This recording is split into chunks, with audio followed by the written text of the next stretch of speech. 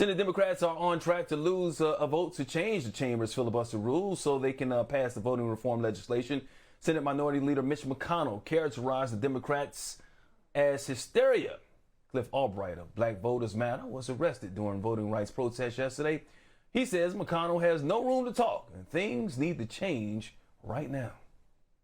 This is somebody who's just ruthless about his use of power and is willing to tell just blatant lies. It's like he doesn't know that we have video of his previous discussions on this topic. So, you can't take anything he says at all seriously. The other thing that he did say that I thought was interesting was that he had a veiled threat where basically he was saying that even the attempt to have a vote on the filibuster would lead to consequences and repercussions. Basically, that's his way of saying if you even try to do this, then when I get in, I'm gonna come in and I'm gonna do some bad stuff. But guess what, Mitch? We already know that you're gonna come in and do some bad stuff if you get power. That's why it's so incredibly important that this voting rights legislation gets passed.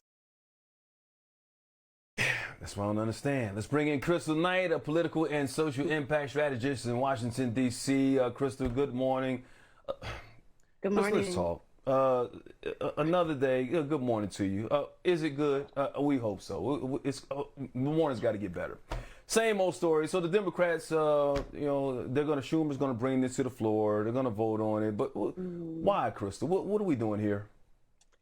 It's a great question, and I think what we're going to see today is another attempt at passing voting rights legislation via the filibuster. But as you stated in your opening, the Democrats don't have the votes. And what I think that they're doing, though, right now is bringing this vote up as a symbolic gesture so that the American public can know on record who is for it and who's against it. And I think what the Democratic Party hopes to do is to be able to use this as a election tool to show when they're out campaigning, I stood up for voting rights. You should vote for me. This person did not stand up for voting rights. You should not vote for them. So it's more of a public, be on the record, let the American people know where you stand on this issue.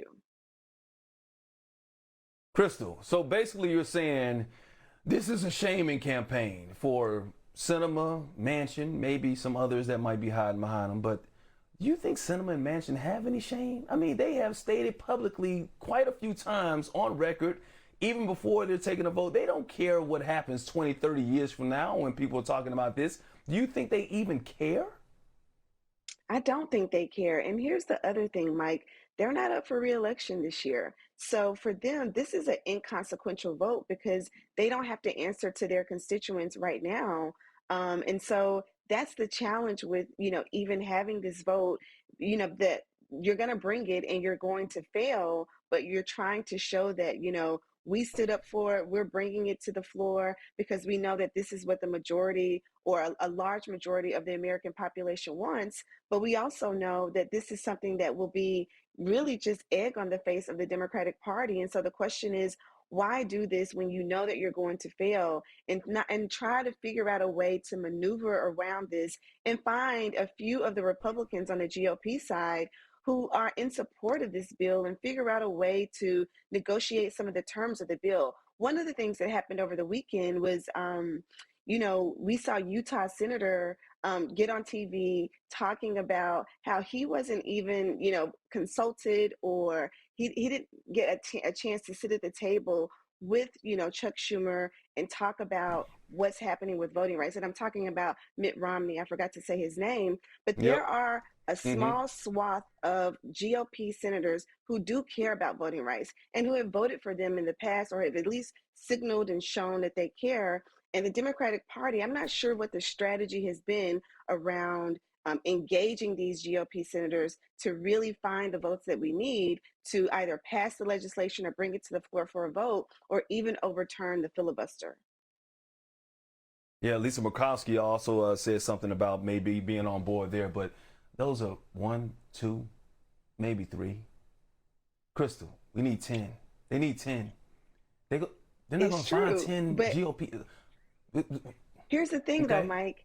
That is the power of a caucus, right? And that's the power of Mm-hmm. negotiations. Many of these folks are in office because they're persuasive. In order to get elected in this country, at some level, you have to have a level of persuasion. And part of being a sitting member in the United States Senate is caucusing with your respective body and members and trying to understand what's the art of the deal? How do I cut a deal to make sure that both sides get satisfied with this legislation that's helpful to every single American? This is not a uniquely partisan position. We've seen Republican senators and Republican congresspeople support voting rights. The question is, why aren't they doing it now? There are retiring Republican senators who have nothing to lose. They should vote for it. Right. But because their states are the reason why we're here in the first place. We're talking about Republican-led states with these 34 different laws out there that is suppressing the vote. So if their states are the ones that are doing it, why would they be on the side of actually helping them? Because their jobs, they feel, are on the line because we're seeing more black and brown people voting. I've used this analogy before.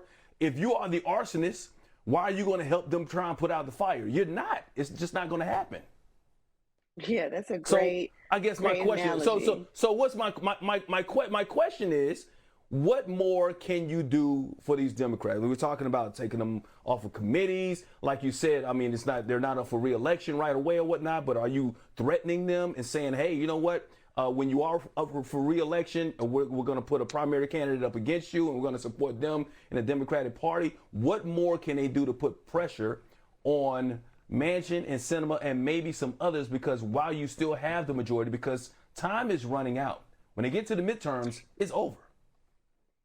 Absolutely. And in the words of State Senator Nina Turner, fire up the jet. That's what she's been calling for in the respects to Kirsten Sinema and Joe Manchin. And what she means is fire up the jet, get to Arizona, get to West Virginia, identify a candidate to run against them. If we already let them know right now, we're not accepting this vote, we're not accepting your position on voting rights, we can go ahead and identify the next candidate that can go ahead and get out there and be outspoken as it relates to voting rights and as it relates to the business and the issues of those respective states. But for us to continue to sit back and continue to try to negotiate with people who have shown that they're unwilling to negotiate with the party, it's just a failed strategy. And so, what I really think that the party Yeah. needs to do is to go back to the drawing board and figure out what can we do differently moving forward so that the legislation that's important to this administration gets passed even with them on board.